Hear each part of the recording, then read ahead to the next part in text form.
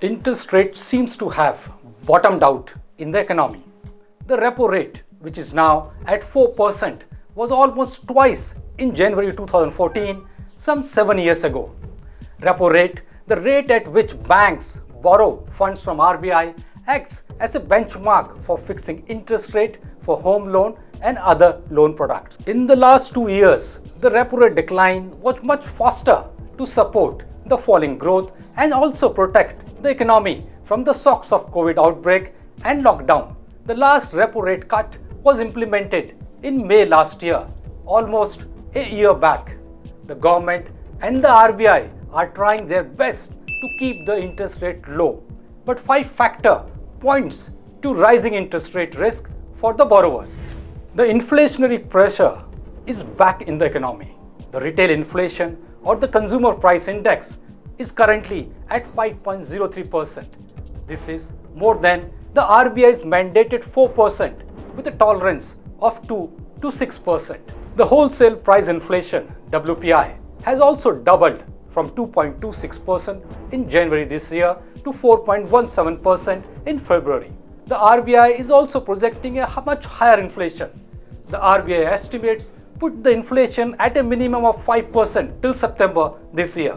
They expect the inflation to reduce to 4.3% by December. The rise in the international crude prices is also contributing to higher inflationary pressure.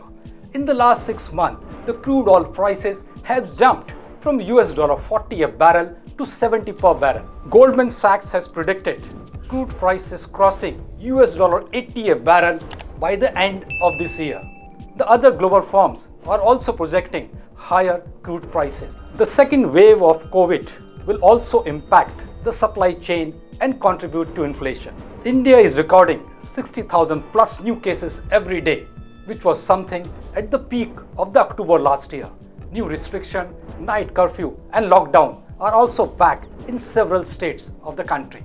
The rising cases could impact the supply chain and also put pressure on the prices. The 10-year government security paper, a benchmark, has also shot from a low of 5.94% to over 6.21% in the last 2 months. The cost of borrowing for state government is also rising. The G6 benchmark also acts as a base for the corporate bond prices. The ultra-loose monetary policy is expected to push up the inflation globally. The 10-year US Treasury yield is also moving up. Last but not the least, the banks have also started hiking the term deposit rates. The RBI is also planning its exit from the ultra-loose monetary policy.